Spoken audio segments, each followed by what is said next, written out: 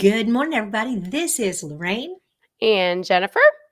and we are live. These are not AI generated impressions of who we are. We are really here with you this morning. Although I've looked at it a little bit, I'm not sure it's quite got the authenticity of who I am yet. Looks a little sketch, but Yeah, but it is getting better and better and better all the time. And so the question really is, what's what's our job going to be as AI becomes more prevalent in our world? yeah. So I think, we're kind of wrapping this topic around content marketing. Mm-hmm. And, we just said video, and that I think there's a little bit more time. But right now, content written is there. Mm-hmm. You should be using it. It's definitely a tool. It's a creative thought, but I have opinions on where to go from there. You know what? And I agree with you as well. I think I was very resistant, and I went back and I watched an episode that we recorded even in January of this year. So 6 months, but the technology has gotten better and I've learned more about it. And I think that's the first thing that everybody really needs to be thinking about, this idea that AI is just one more tool. Yeah. It is like email was when we first started using it, or social media or text messaging. It is just one more tool that has to be managed. Yeah. So when it comes to AI and content, first of all, AI in itself has been around for a very, very long Mhm. time, over a decade. But the most recent development, I think when you break down what it actually is it's based off of natural language processing. Mhm. What that means in layman's terms is it is able to, by math, logically guess what the next word is. And it's learning off of the internet now as of ChatGPT 4. And so it can guess what the next logical word is, but it can't be creative. It Mm-mm. can't be emotional. It can't understand human nuances. Those are what are going to make you stand out to the next level. Absolutely. It is amazing because I have ChatGPT in some of my social media scheduling tools, and particularly what it does is it's short circuiting my process. It's not replacing me, Right. but 6 months ago when I was working on content for my personal trainer, Mhm. I would go to the internet and I would do a voice search, or a long search, and I'd find a bunch of articles on a particular muscle group or a Right. particular exercise. And what ChatGPT and the other social media scheduling tools are doing is simply doing that same search, but in context. So it's not a generic, tell me more about your back muscle. Now it's write a post, pulling that same data and Yep. organizing it Yep. for me in the form of a social media post.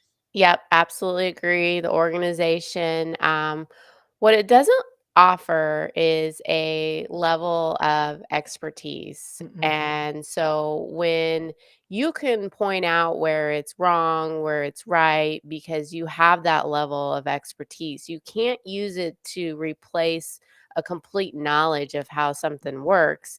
It can get you started, but it's not going to completely do it for you. So I think that's really important.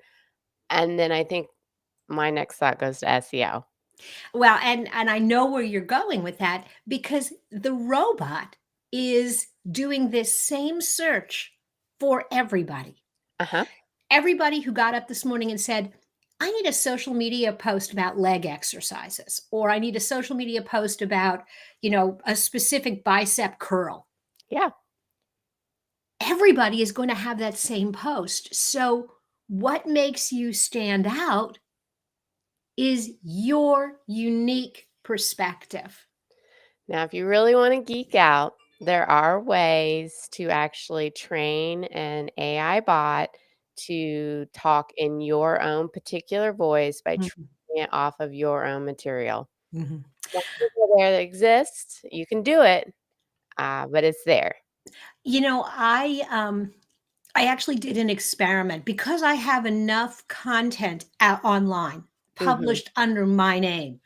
I actually went to ChatGPT and said, "Answer this question in the style of Lorraine Ball." Yeah.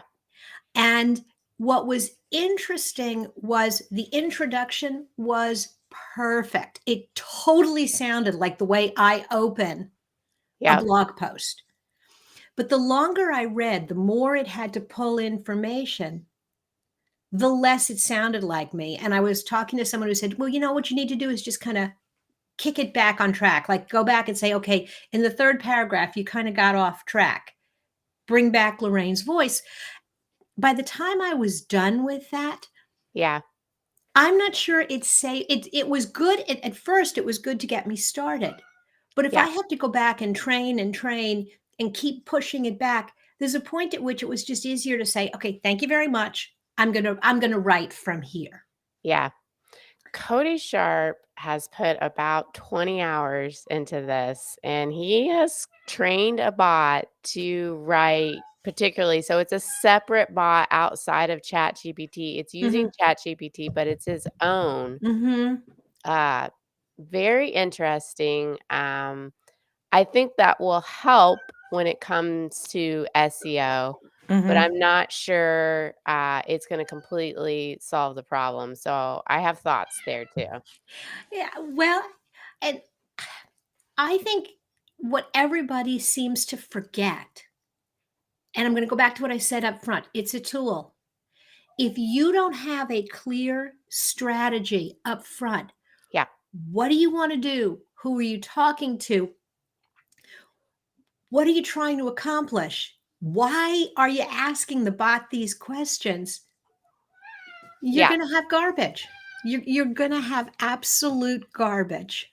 And so Google has said that they are okay with AI. And Mhm. like what you're saying, everybody's going to be using it. So everybody's going to have similar content. And so you're going to get to this point where you're not going to be different and Mm-mm. it's not going to rank for that reason. Mm-mm. It's not going to have the EEAT, the experience, the expertise, the authoritiveness, and the trustworthiness. You are the one that's going Mhm. to take it to that next level, and the bot is not going to be able to do that for you. Mm-mm. I've also heard people, say, "Will search engines be abandoned with AI?"